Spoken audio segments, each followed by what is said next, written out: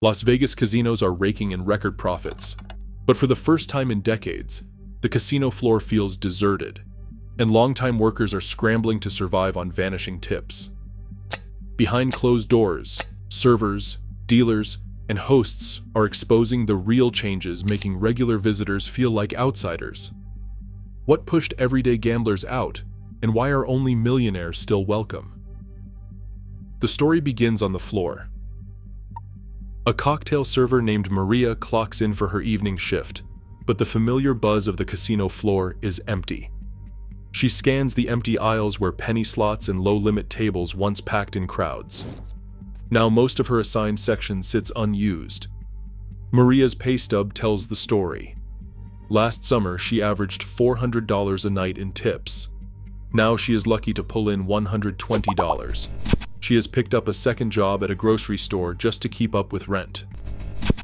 On her break, she flips through her old shift logs. She once served dozens of drinks an hour, but now she waits for a handful of VIP guests who rarely tip at all. Dealers feel the squeeze too. Jake, who once worked a $10 blackjack pit, now stands behind a high-limit table with a $50 minimum. The volume of hands is down, and regulars who used to play for hours have disappeared. The pit boss rotates in between empty tables, and the chatter from casual gamblers has faded.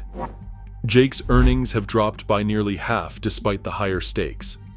Some nights, he finishes his shift without making enough in tips to cover gas for the week. Servers and dealers compare notes in the back hallways. Many are picking up extra shifts at off-strip casinos or driving for rideshare apps. The old promise of a steady living on the strip is gone. Pay stubs and shift schedules show the change in black and white. Fewer hours, fewer tables, and a shrinking pool of guests willing to tip.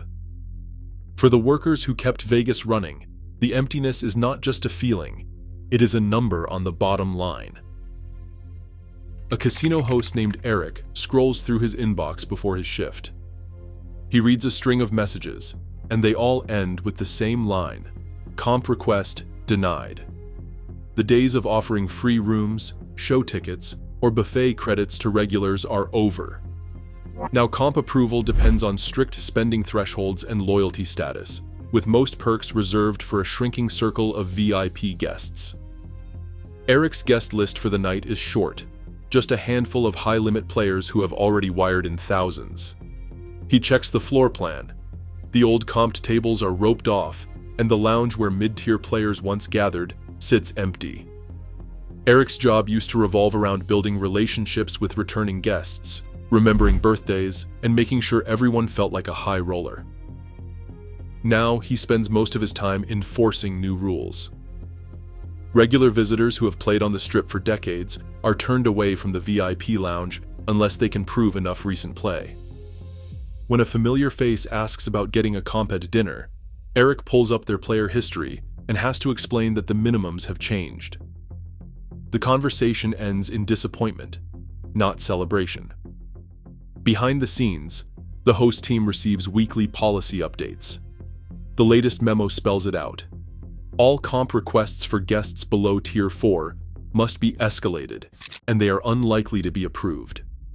The guest list is now a spreadsheet of spend levels and coded notes. For every denied request, Eric files a digital record. It is evidence of a new era where the velvet rope is not just for show.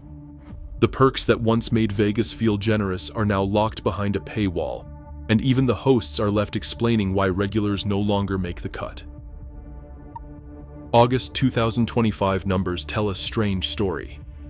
Las Vegas Strip visitation dropped 6.7% compared to the same month the year before, according to the Las Vegas Convention and Visitors Authority. Fewer people are flying in, fewer are checking into hotels, and the casino floors are visibly thinner.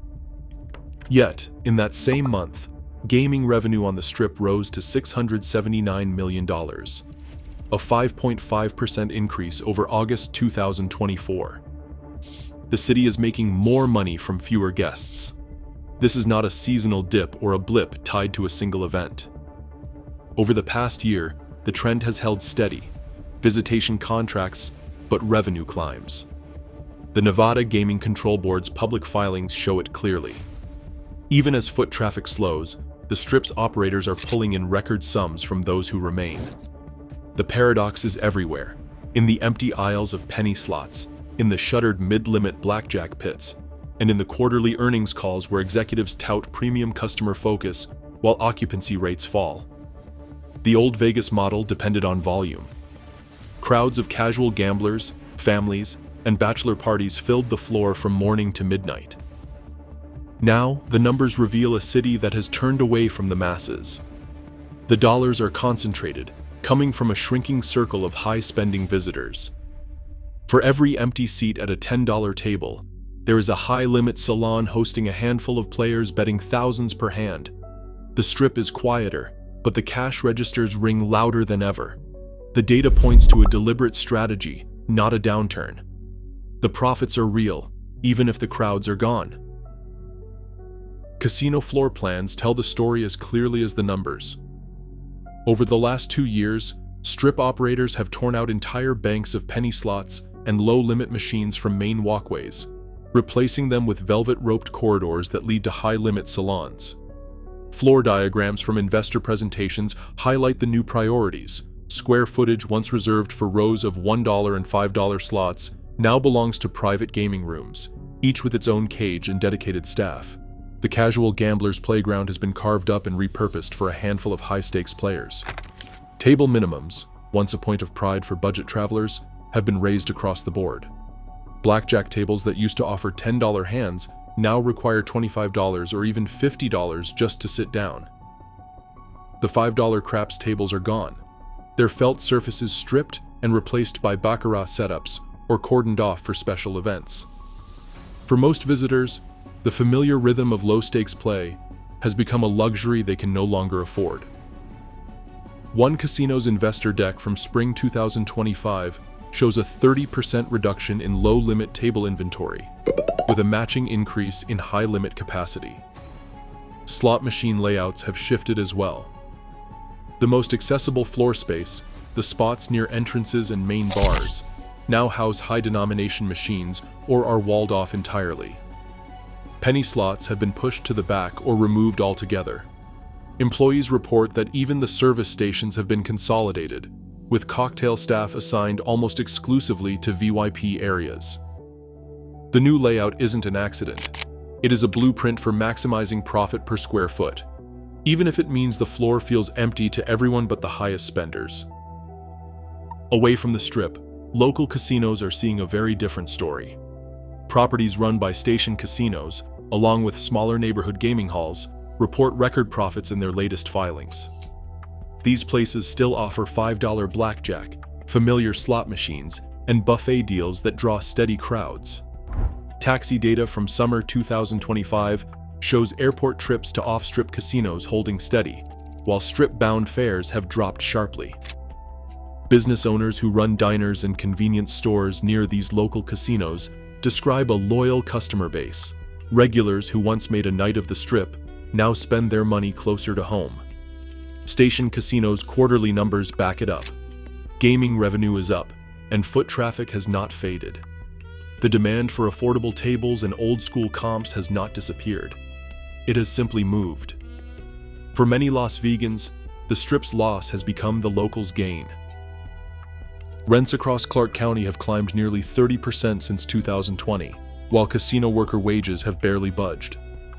A rental market analyst warns that the average one-bedroom now costs over $1,400 a month, up from just over $1,000 5 years ago. For cocktail servers, dealers, and hosts, the math no longer adds up. Pay stubs show flat hourly rates and shrinking tips, while living expenses keep rising. Some workers share apartments with relatives, or pick up graveyard shifts outside the casino just to stay afloat. The pressure isn't just personal.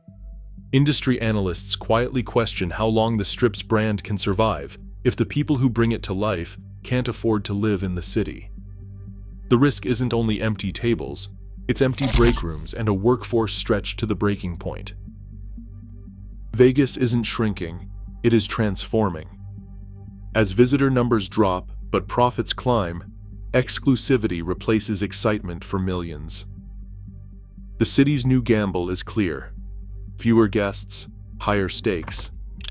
For everyone priced out, the question now is whether Vegas can still claim to be everyone's playground. What do you think?